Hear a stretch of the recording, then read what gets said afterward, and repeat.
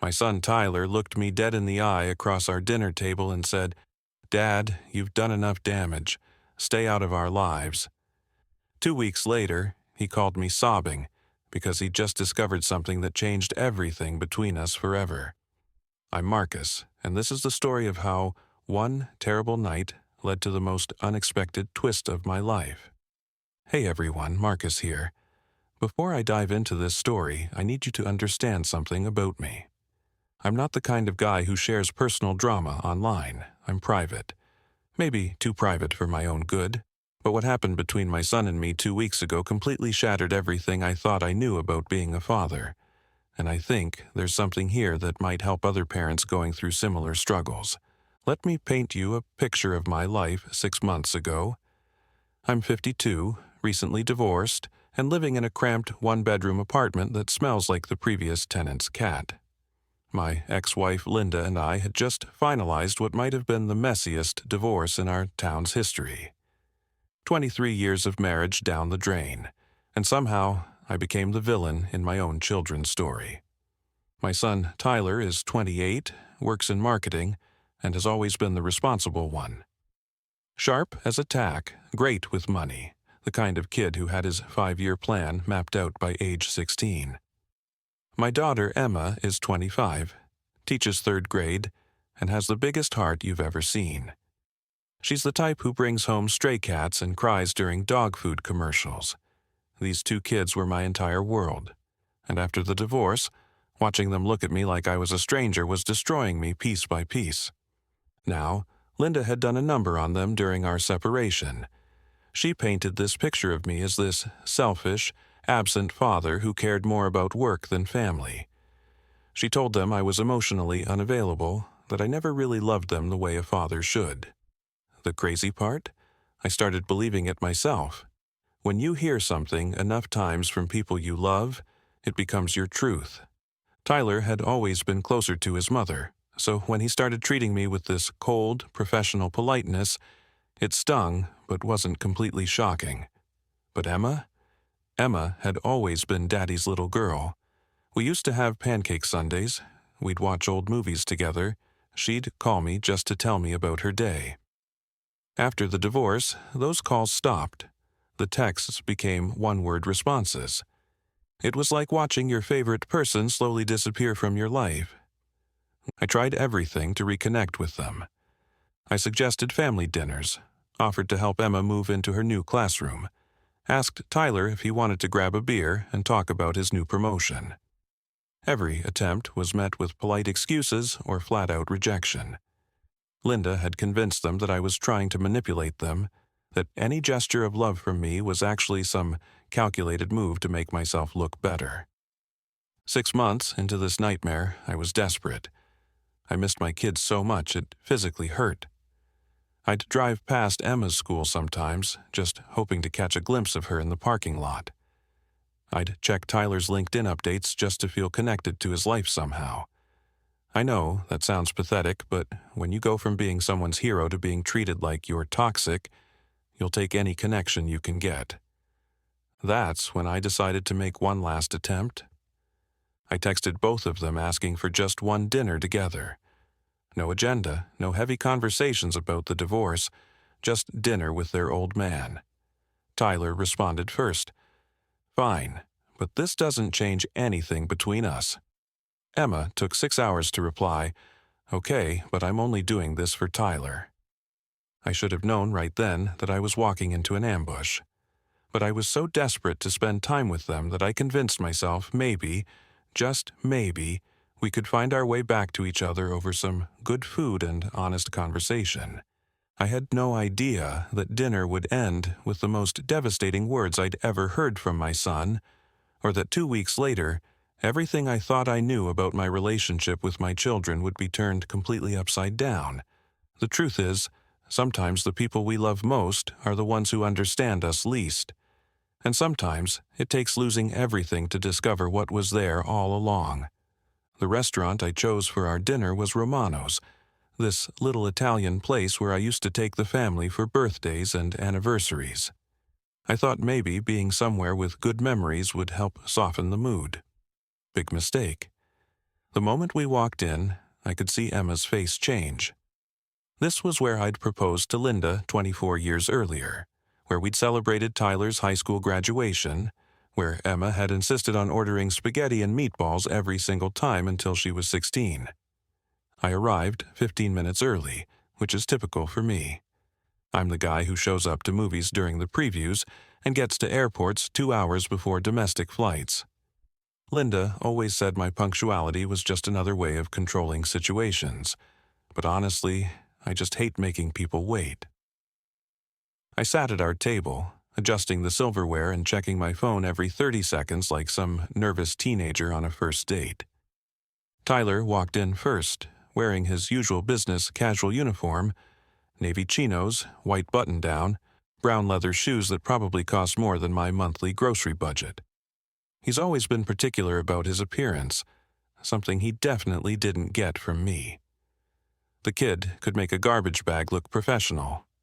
But that night something was different about his posture. His shoulders were tense, jaw set in this hard line that reminded me painfully of Linda during our worst fights. Emma came in right behind him, and my heart did this little skip it always does when I see her. She was wearing this yellow sundress that made her look like sunshine. Her dark hair pulled back in a messy bun with a few strands framing her face.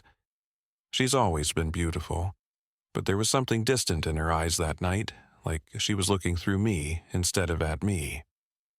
"Hey, Dad," Tyler said, his voice flat and professional, like he was greeting a client he didn't particularly want to work with.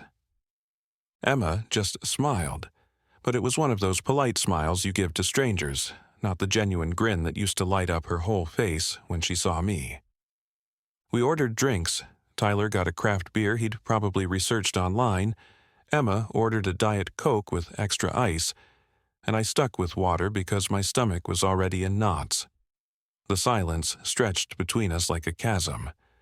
I found myself studying their faces, looking for traces of the kids I used to know.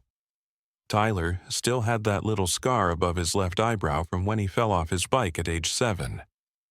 Emma still did this thing where she tucked her hair behind her ear when she was nervous. "So," I started, trying to inject some warmth into my voice, "Emma, how's the new school year treating you? Tyler mentioned you got that classroom renovation you wanted." Emma glanced at Tyler before answering, like she needed permission to engage with me. "It's fine, Dad. The kids are great this year." That stung. Emma used to call me at least twice a week with stories about her students. How little Jake finally learned to tie his shoes. How Sarah had written a story about her pet hamster. How the class had surprised her with handmade cards for her birthday. Now I got, "It's fine, Dad," like I was some distant relative making small talk at a funeral. Tyler was scrolling through his phone, not even pretending to be present. "Tyler," I said, "I heard about the promotion at Morrison & Associates. Regional account manager, right? That's huge." He looked up briefly. "Yeah, it's whatever. More money, more responsibility." Then back to his phone. This wasn't how I'd imagined it going. In my head, we'd ease into conversation, maybe laugh about old times, slowly rebuild some bridges.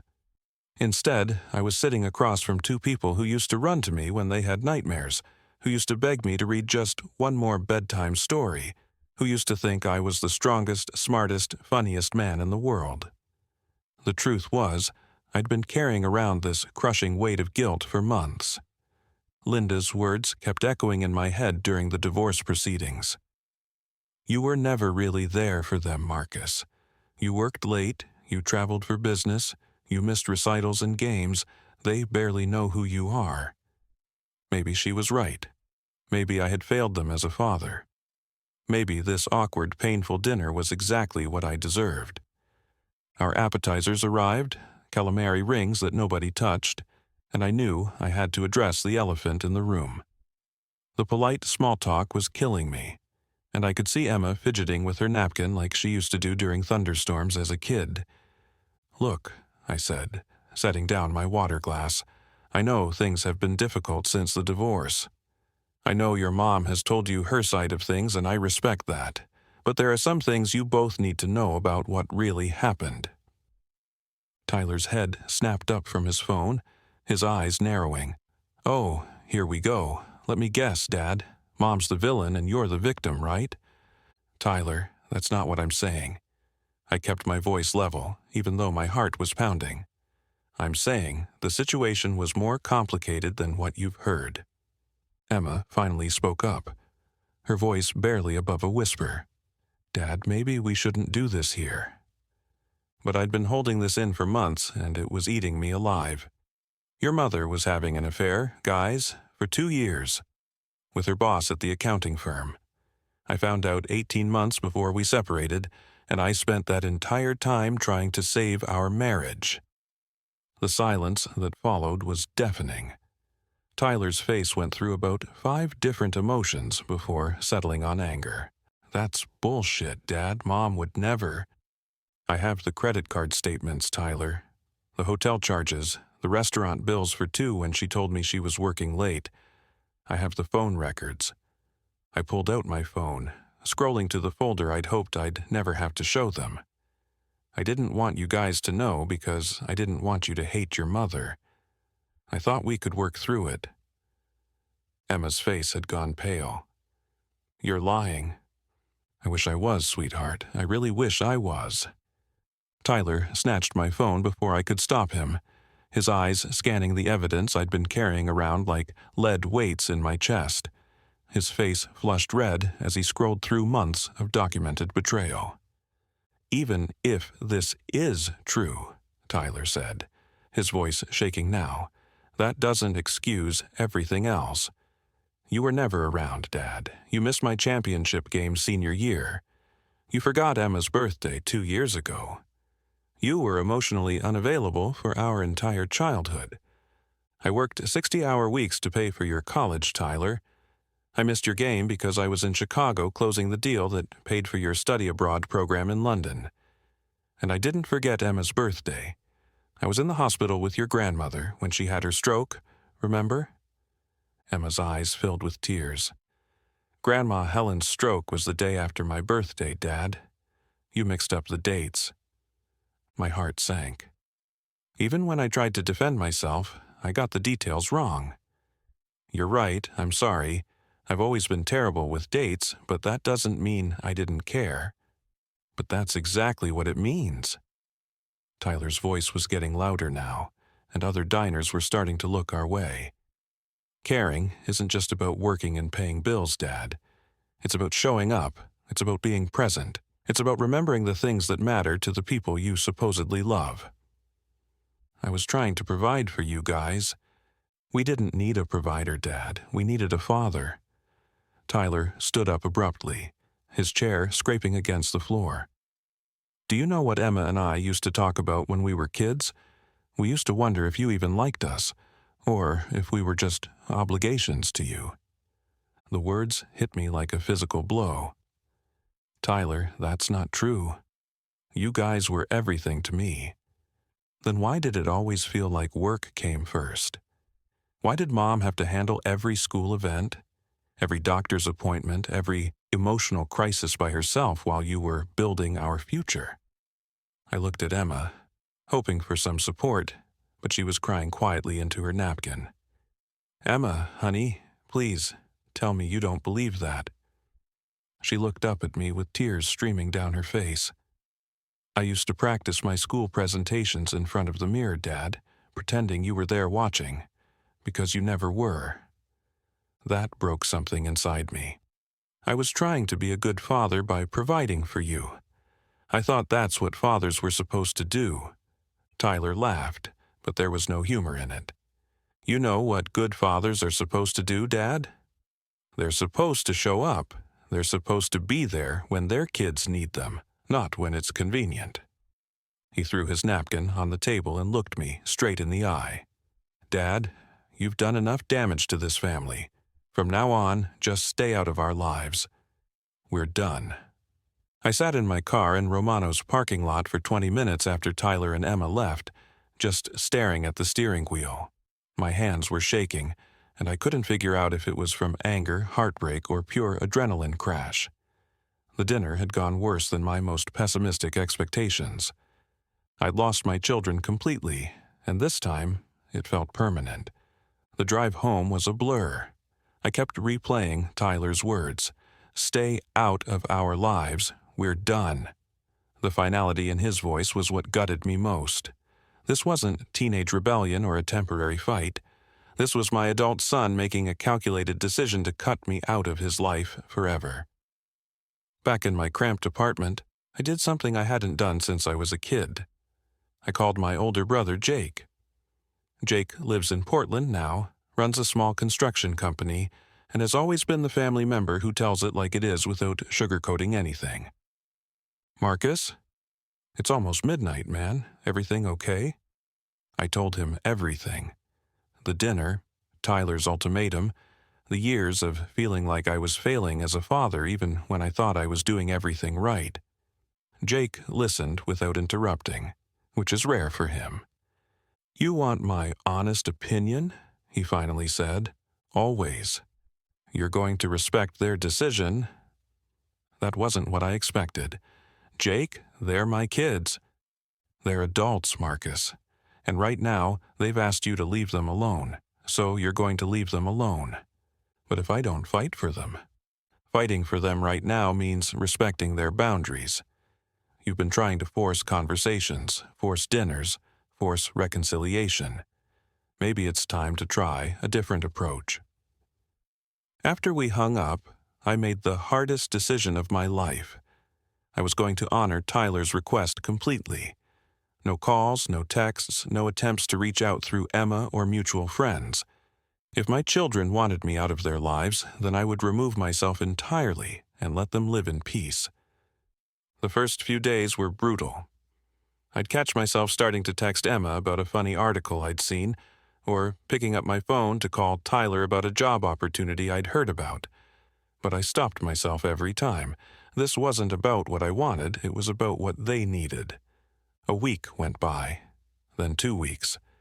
I threw myself into work with an intensity I hadn't felt in years. I started going to the gym again, something I'd neglected during the divorce. I even signed up for a cooking class, figuring if I was going to be eating alone for the foreseeable future, I might as well learn to make something better than frozen dinners. During this period of forced solitude, I started really examining my parenting. Maybe Tyler was right. Maybe I had been so focused on providing financial security that I'd missed out on emotional connection. I remembered all those business trips, all those late nights at the office, all those times I'd chosen work over family events because this deal would set us up for life. I'd always thought love was about sacrifice, working harder so they could have better opportunities, saving money so they wouldn't struggle like I did growing up. But maybe love was simpler than that. Maybe it was just about showing up. 2 weeks into my self-imposed exile, I got an interesting call from Patricia, who manages my rental properties. I own a small apartment building downtown, nothing fancy, just a 4-unit place I'd bought as an investment years ago when the market was down. "Marcus, we have a new tenant moving into 3A, Patricia said. "Nice young man, works in marketing. His name is Tyler Chen. Any relation?" My heart stopped. Tyler Chen, my Tyler. He was moving into my building. "Marcus? You there?" "Yeah, sorry, that's an interesting coincidence. What did you tell him about the rent?" "Same as always. $800 a month, which is about $200 below market rate for that neighborhood. You always said you'd rather have good tenants than maximum profit." After I hung up, I sat in my kitchen staring at my coffee mug, trying to process what I'd just learned. My son, who had told me to stay out of his life, was about to become my tenant. He had no idea that the affordable apartment he'd found in his favorite neighborhood belonged to his father, the man he thought was selfish and only cared about money. The irony was almost too much to handle. But I made another decision right then. I wouldn't tell him. If Tyler wanted me out of his life, then I'd stay out. He'd never know his landlord was his father. It was 11:17 p.m. on a Tuesday when my phone rang. I was in bed, reading a book about emotional intelligence that my therapist had recommended. Yeah, I'd started seeing someone to work through my parenting mistakes. The caller ID said Tyler, and for a split second I wondered if I was dreaming. I answered on the fourth ring, trying to keep my voice steady. Hello? Dad? Tyler's voice was barely recognizable. He was crying, not just tearing up, but the kind of deep, gut-wrenching sobs I hadn't heard from him since he was 8 and our dog Max died. Tyler? What's wrong? Are you hurt? Dad, I need to ask you something, and I need you to be completely honest with me. His voice was shaking so badly I could barely understand him. Do you own a building on Maple Street? My blood went cold. Tyler, the 4-unit apartment building, 847 Maple Street, do you own it? I closed my eyes, knowing this moment would change everything between us. Yes. The silence on the other end lasted so long I thought he'd hung up. When he finally spoke, his voice was a whisper. I'm your tenant. I know. You knew? His voice cracked. How long have you known? Patricia called me 2 weeks ago when you signed the lease. She mentioned the name Tyler Chen, and I put it together. And you didn't tell me? He was crying harder now. Dad, why didn't you tell me? Because you asked me to stay out of your life, son. I was respecting your wishes. I could hear him moving around, papers rustling. Dad, I found something in the filing cabinet that the previous property manager left behind. There are documents here, rent receipts, maintenance requests going back years. Tyler, you don't need to. Mrs. Rodriguez in 2B, single mother, 3 kids. In 2019, her rent was reduced from $900 to $600. There's a note here in your handwriting. Maria lost her job due to factory closure. Reduce rent until she's back on her feet. Do not inform tenant this was owner's decision. My throat tightened.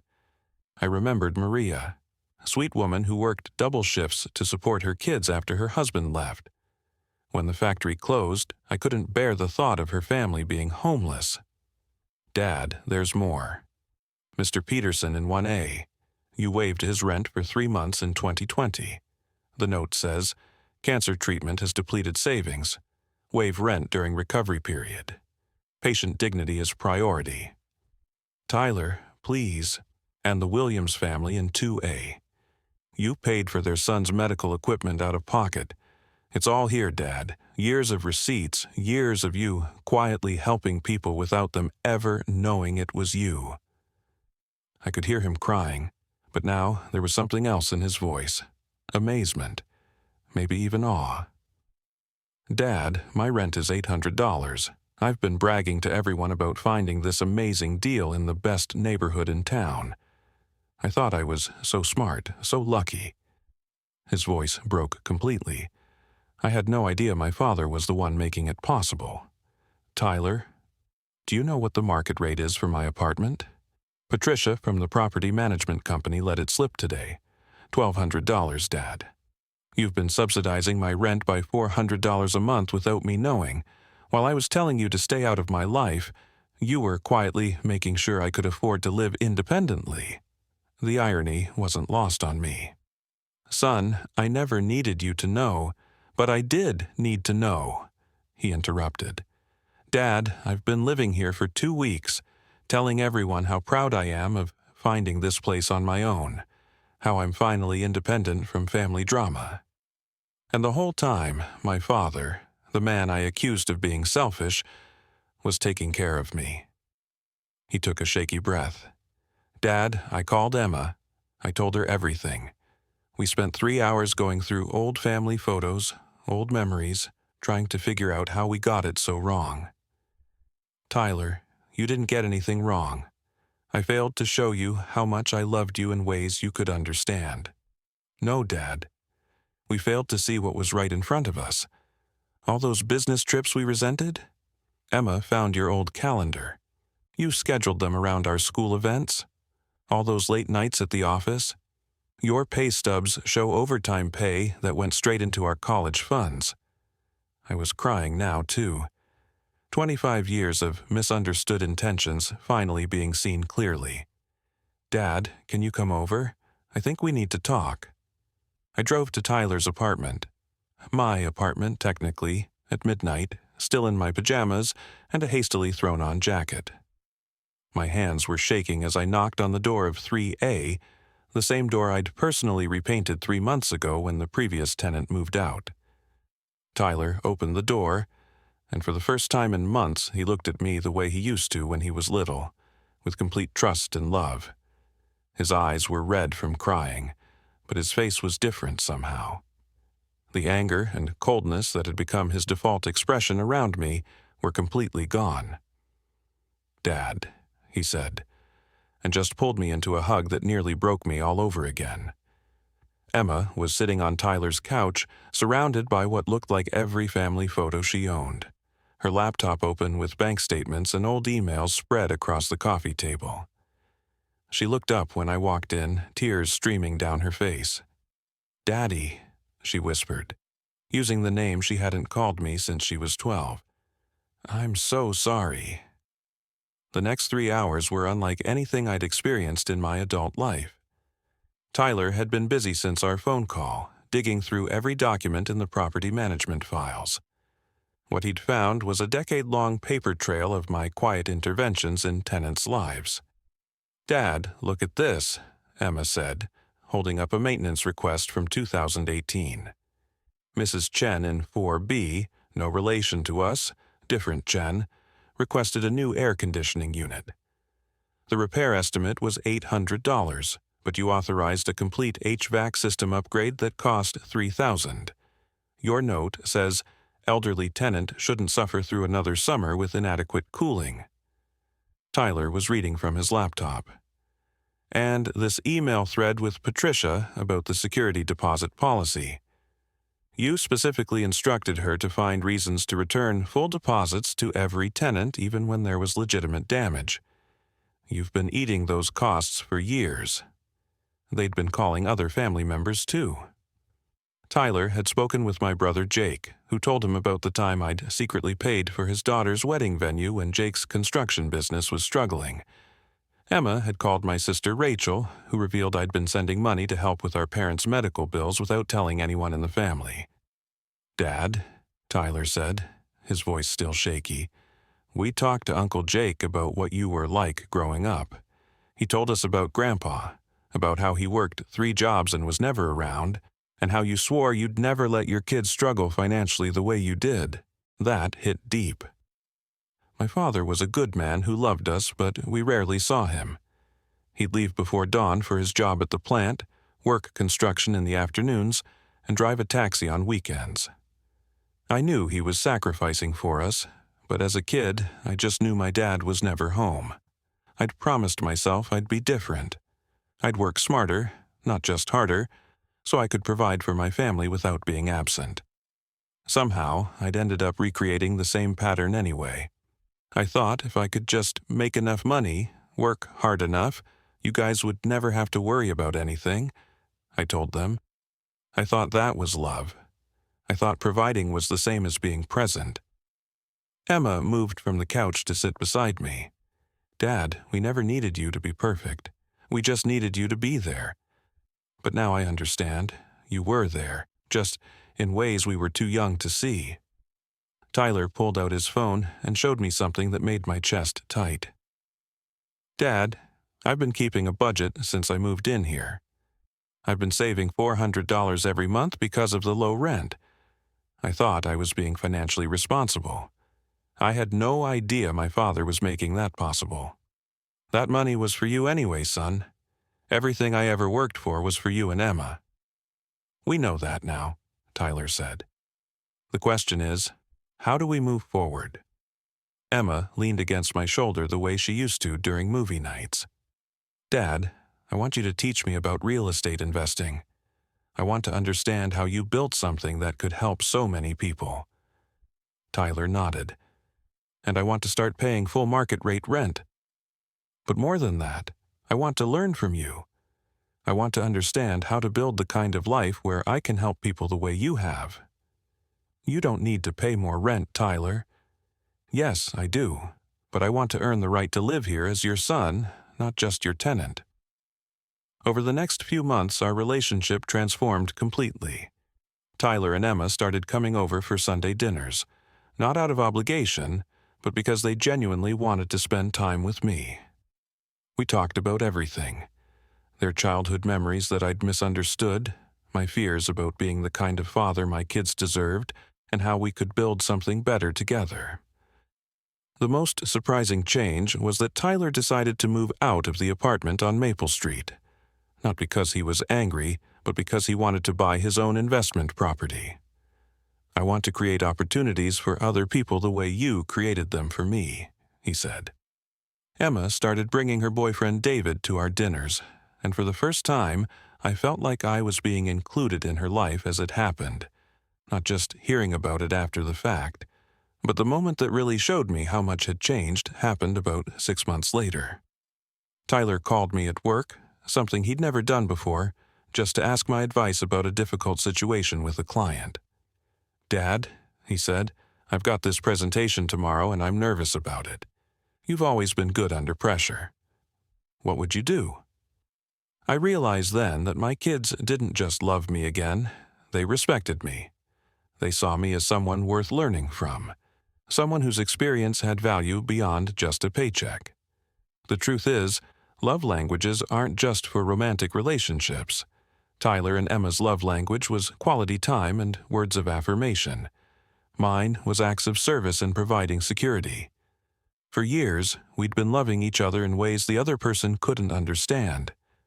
The lesson I learned, and I hope anyone watching this learns too, is that good intentions aren't enough. It's not enough to love your kids, you have to love them in ways they can recognize and receive.